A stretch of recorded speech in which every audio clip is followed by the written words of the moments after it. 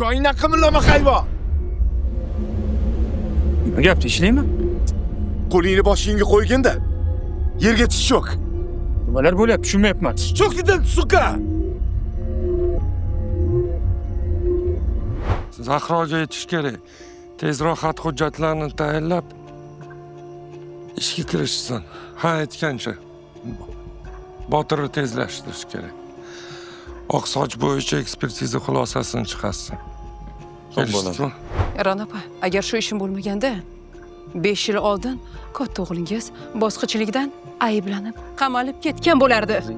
Ana bu ikkalovini o'ldirgan neyni tan olsang,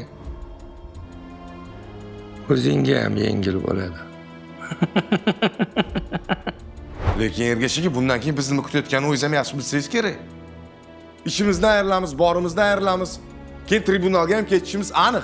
Xudo biladi necha yil berib yuboradi bizga. Nima qilgin deysan? Xo'p. Nima qiling? Bu ishni hal qilish uchun kamida gen prokurorga chiqish kerak. Hammasini tushuntiribmiz. Shuning uchun ham oldingizga keldik. Ular bilan tezroq aloqaga chiqish kerak.